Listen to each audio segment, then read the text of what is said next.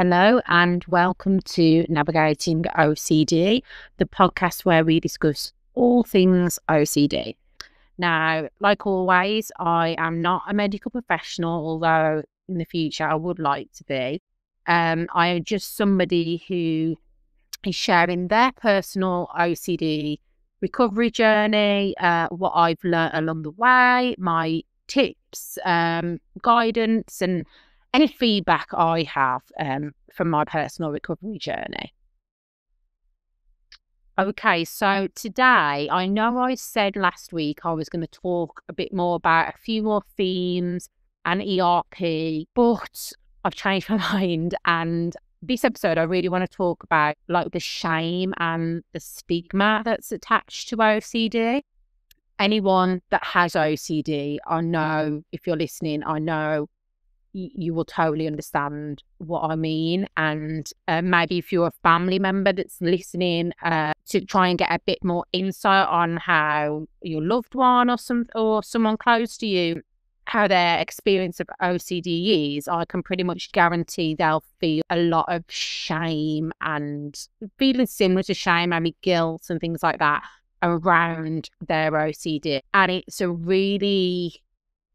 really big part, and is, I suppose, a big part of my journey, and probably part of one of the reasons that I started my Instagram page and started speaking out, probably more from the stigma side, because OCD is so misunderstood, and the stigma that it has doesn't help people get to understand what OCD, how it works, how it operates.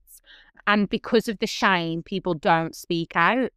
Now, I'm not perfect at this. There's still themes that I don't like delve into as much detail on, because I'm not going to act like I am,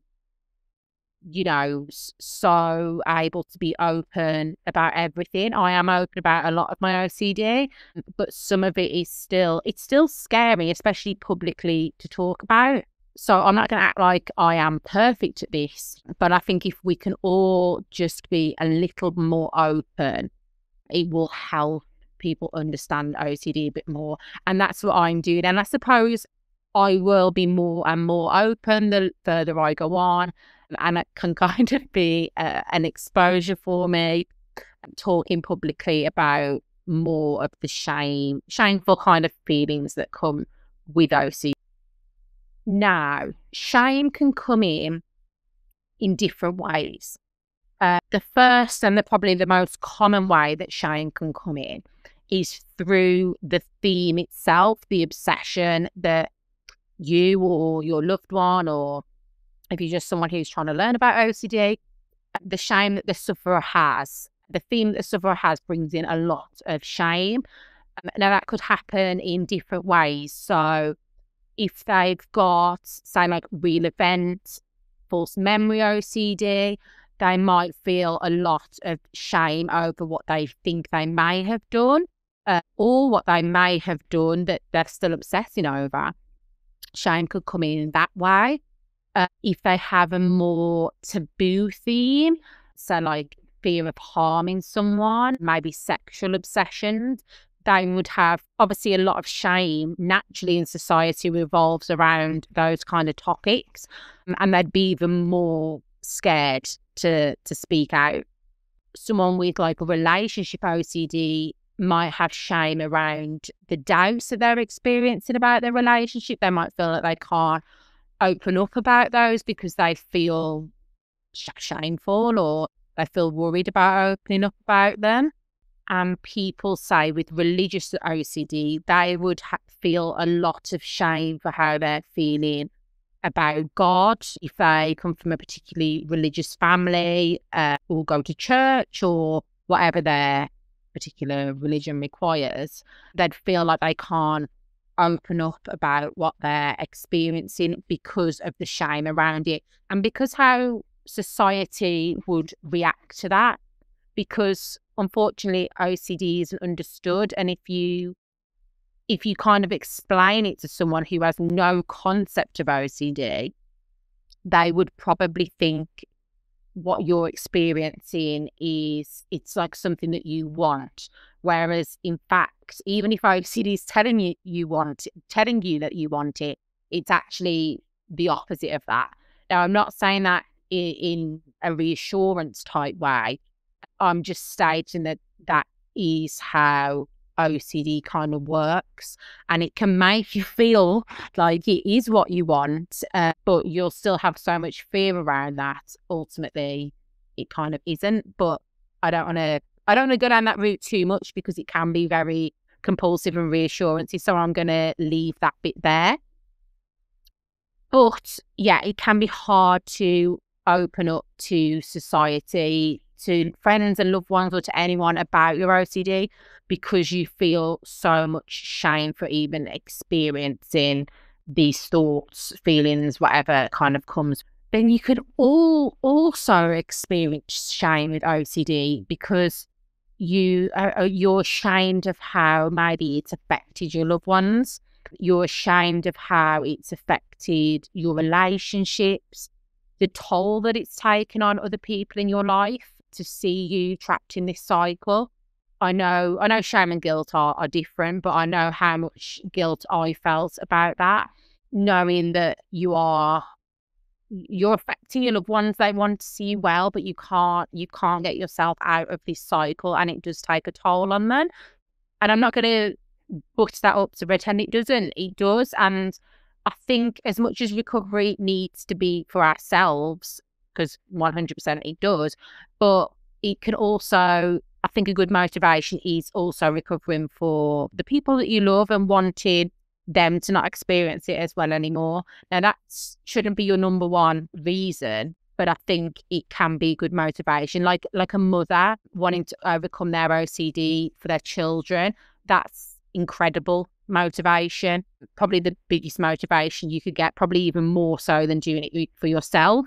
So I think feeling this shame for how it might be affecting your loved ones, your family, we can actually flip that on its head and use that as motivation for recovery.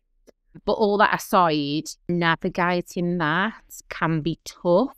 From my personal experience, well, with everything now in my life, but including that, what I'm feeling, I try and just let it be.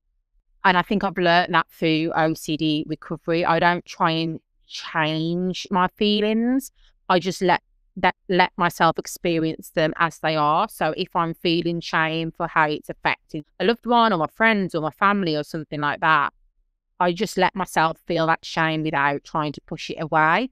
Because that's ultimately what kind of we do with ERP. We let ourselves feel, obviously it's a different emotion, it's the fear, but we let ourselves feel the fear without pushing it away.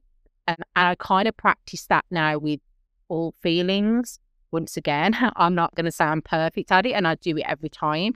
But I do it with all of my feelings on a day-to-day basis. And I don't try and force myself to feel anything other than what is naturally coming up, because I think it's just an important skill to have because it applies perfectly for ERP.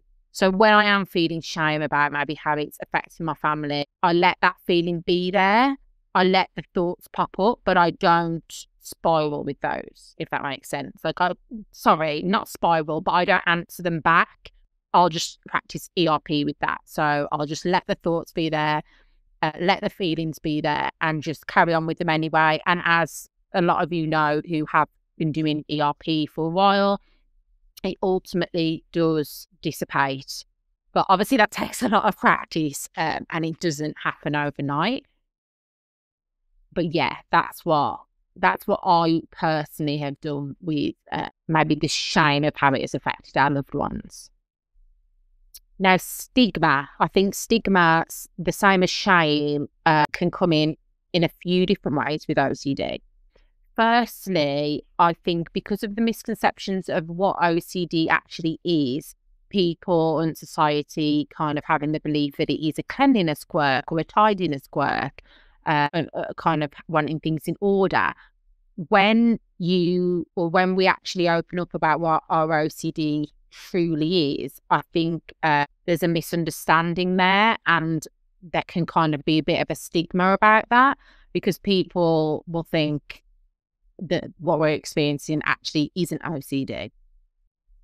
And I think leading on from that, there's also the stigma that OCD isn't a serious mental health disorder, when anyone who's listening who's experienced like severe chronic OCD or has a family member that has had that will know that it is such a serious mental health disorder.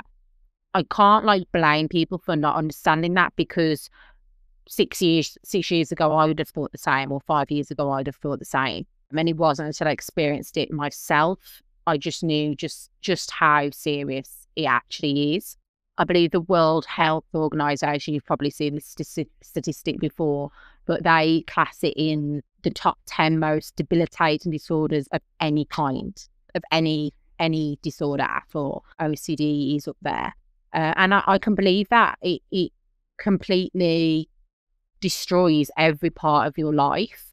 And I think the stigma that it isn't anything serious is attached to it. And so if we kind of say, if we're at work and we tell our boss, I'm sorry, I need to take some time off, I'm experiencing OCD, they'll be like, they won't actually understand just how serious that is. Whereas if it was something like schizophrenia, I think they would understand the severity of that more. Whereas unfortunately, severe OCD isn't understood, and it isn't understood just how serious it actually is.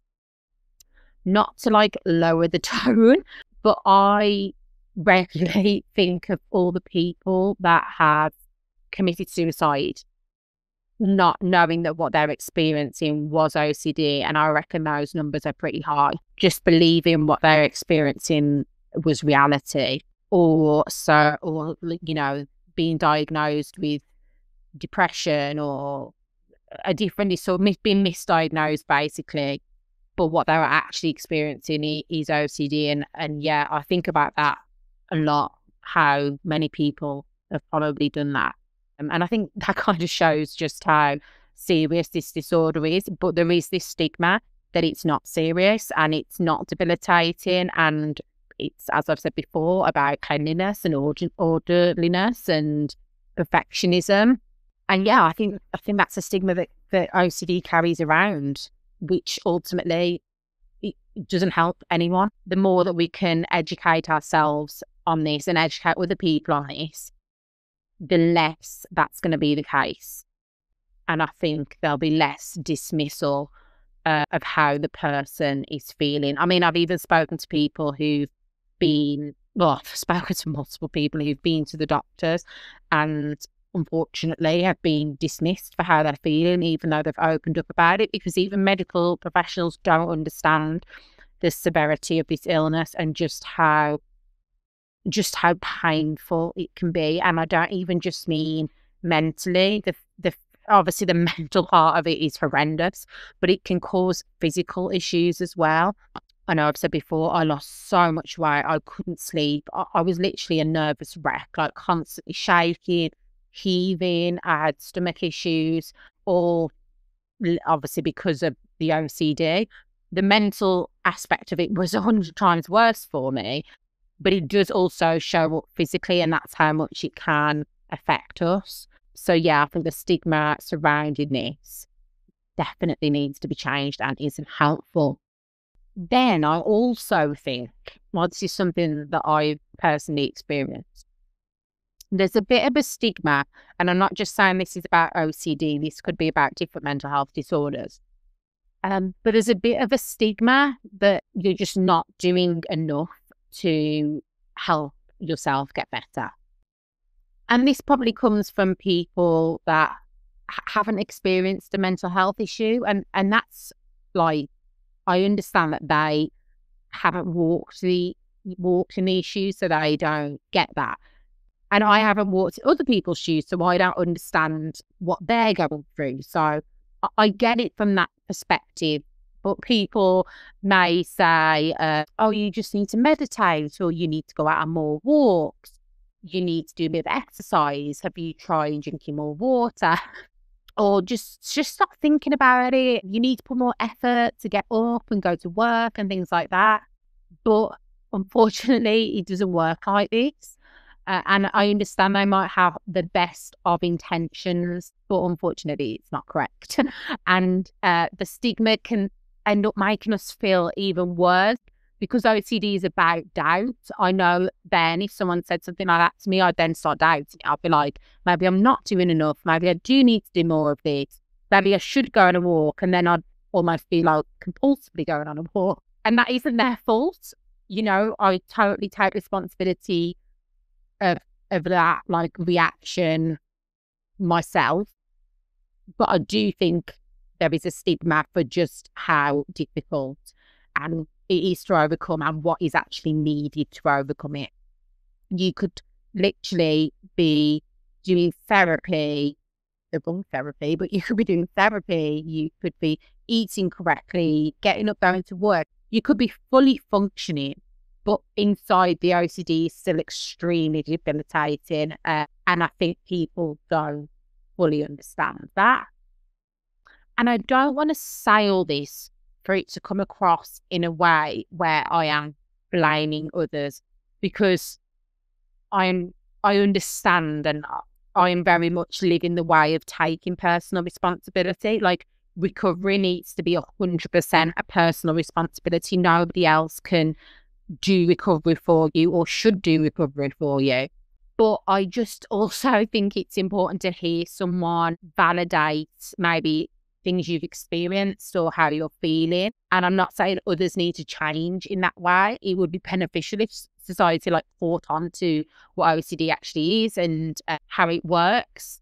But yeah, I just kind of want to recognize those feelings because I do think that is important as well. And I know, like, if I heard somebody explain something that I could relate to, it does make you feel a little bit like, oh, okay, it's not just me. And I've experienced that as well. It brings a little bit of perhaps understanding and ease to the situation. So how do we overcome this shame and the stigma? Firstly, I think there's a few different ways and we have to be careful because I think some of these could become compulsive, but I'll go through the different ways and explain the areas that I think we should be a bit more careful in. So I do think educating yourself on OCD is really important. I know that's probably quite a cliche answer, but the more we educate ourselves and the more we understand different themes and we can kind of relate to them in a non-compulsive way, may I please add. But the more that we can relate to them, it does kind of make a little bit of a dent in that shame. I know then OCD will throw back in our face, but yours is different. But, you know, yours is worse, but they don't know this about yours, etc. That would be the point where we don't answer it and we let it be. But ultimately educating ourselves on the cycle of OCD and the obsessions that it can latch to. Once we build that foundational understanding, I think it does help us to break down a bit of that shame inside. And then linked to that, once again, non-compulsively, hearing other people speak out, and if you feel you're able to, speak out yourself about your own OCD. The more we speak out, the more it will diminish the shame attached to it. As in, if we hear other people's stories of having themes similar to us, we ultimately then don't hold as much shame attached to that theme. Now, where we have to be careful with this is, once again, this can very quickly become compulsive. If we're trying to find people who have, say, the exact same OCD theme as us, sometimes if our intention behind that behaviour is to find someone who has the exact same theme in order to reassure ourselves that what we're experiencing is OCD, then that's when it can become compulsive. If we're reaching out and looking for people with similar themes for the intention of just educating ourselves, learning more about OCD, not doing it to reassure ourselves or to make ourselves feel better. That's when it's good, and it helps us build up the foundation of knowledge that we need to overcome OCD. How I think of it sometimes, like an analogy, is think of building the foundations of a house, the house ultimately being recovery. The foundations of that is knowledge of OCD, how it works, how it operates, what it can do, what it can make us experience. And when we've got all that, we can build from it. But I think it's really, really important to have that foundation first, because it kind of stops us doing compulsions in the moment as well. So say if we have the foundation of knowledge that OCD can make us believe that we're experiencing hallucinations or that we're experiencing psychosis. So when we're in the moment and we're having these thoughts, we're not having to reassure ourselves in our minds like, oh, it's okay, this is probably OCD because OCD does this. OCD can make us think we're having hallucinations, etc. Because ultimately that's compulsive. We're trying to settle ourselves in the moment. But when we already know this knowledge, it's already within us. We haven't got to tell ourselves it because it's just a knowing. I think it helps to bring that fear down. We're not having to do compulsions, but the fear isn't as strong in the moment. And I think that all comes from the foundation of knowledge of OCD. I hope that makes sense. I've been trying to explain this for a while. I think maybe I should just do a whole video on this because I think it is important, and I think it helps bring down the fear, which ultimately helps the OCD cycle in general if we're not as scared of it. But it also helps to bring down some compulsions, like self-reassurance compulsions. So I might do a video on that whole concept.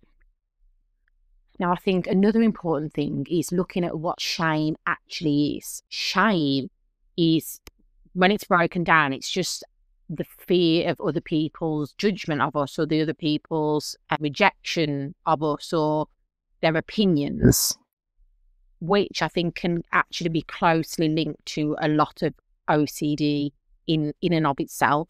A lot of our themes, the underlying fear might be fear of rejection or fear of what other people think of us. I know when I've worked on breaking down my beliefs and looking at my worst case scenarios related to my OCD, that has come up quite a lot as being some of the underlying fears there. And shame in and of itself is that same thing. So to work on this, we can actually do something called shame attacks, which are very similar to exposures, but they're kind of exposures around things that might make us feel really embarrassed or really silly, something in public, something with a fear attached to of what other people are going to think of us. So very, very similar to exposures. And of course, we want to follow that up with not doing a compulsion. So an example of a shame attack might be getting into a busy lift and singing really loud at the top of your voice. Or like a popular one is walking down the road with a banana on a lead, like as if it was a dog. And then we could build that up to even doing like exposures around this, such as telling someone about one of our more taboo OCD themes. And what this will ultimately do, as exposures do, is bring up our tolerance and bring down our fear of doing something that makes us feel embarrassed or shameful. It's not easy. Obviously, they're scary things to do, as OCD recovery in general is scary. But if we can do like exposures and shame attacks specifically related to shame, I think it helps us deal with shame better in general. And then the shame of OCD and what other people might think of our OCD and things like that won't affect us as much, because we won't be as scared of like the fear of people's judgment and embarrassment and what they think of us. And obviously it doesn't happen overnight. And I still have a lot of work to do in this area as well. Like, as I said at the beginning of the podcast, I'm not super open publicly yet about all my different OCD themes and OCD things that I've experienced, because there is still shame attached to that. So maybe this will be an exposure for me to start talking about more themes and things like that. And yeah, I can be working on shame alongside you. And the last thing I kind of want to touch on today is having compassion and understanding for ourselves as human beings. I think OCD sufferers tend to hold themselves to such high standards morally that we can't reach these standards. I think we tend to have more understanding for other people, but we don't hold that same understanding for ourselves. If someone does something that might not be seen as by society as like a great behavior, we might kind of be able to understand why they've done what they've done. But if we did it, we wouldn't have that same understanding for ourselves. So I think breaking down that we're human beings, we're experiencing life for the first time, as is everyone. We're going to make mistakes as everyone else is going to make mistakes. And then obviously practicing that, do it in terms of exposures, make mistakes on purpose and live with the consequences of it. And part of that, I think, can be looking at ourselves as humans from a logical perspective. So, for example, you could take, like, say with relationship OCD, if you think I'm attracted to somebody else and I shouldn't be, I should just be attracted to my partner who I'm in a relationship with. Well, if we look at that a bit more logically and the fact that we're a human being, humans are meant to be attracted to other humans in order to procreate and to keep the human species alive. It's not biologically possible to only be attracted to our partner. That's not how it works. Society has kind of give us these rules that that's how we should follow if we are in a, like, that's what we should follow if we are in a relationship. But human beings aren't made to work like that. So when we start looking at things from that perspective, looking at ourselves as humans, we won't beat ourselves up and hold ourselves to such high standards. And the standards that OCD sets us as well, because it's literally impossible to reach OCD standards. And when I say this, I don't want this to be used as reassurance. So that example that I just said, that isn't to reassure you that, say, you haven't done anything wrong. It's to actually, once again, lay those foundations, like how I mentioned earlier about the house, lay the foundations of how we think and how we see the world a bit differently to how we're currently seeing. Because when we have that foundation, recovery is a lot easier. Because obviously if we're seeing the world through these lenses, for example, let's take the example that I just said about being attracted to somebody else other than your partner. If we're seeing the world through the lens that, oh my God, that you shouldn't do that would mean that you're terrible, that would mean that you're horrendous, that would mean you have to break up with your partner, etc. If you're seeing the world through that lens, those glasses, it's going to be so scary and so difficult to overcome OCD. But if you're actually changing your perspective on how you see that situation, well, I'm actually a human and I am going to be attracted to other people. That's how we keep the species alive, and that's how animals keep their species alive. Birds might like wave their feathers about, and the girl bird might be like, "Oh, that's a nice male." Yeah, that's how we keep reproducing. And if we look at the world through that perspective instead, it's not as scary. So yeah, I hope I've explained that well. It's quite a difficult concept to explain. But yes, that is all today. I feel like this podcast has been a little bit all over the place, and I don't know if I've explained myself very well at times. So I apologise if it makes no sense.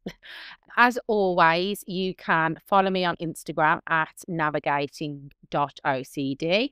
And I will be back next Sunday with another episode.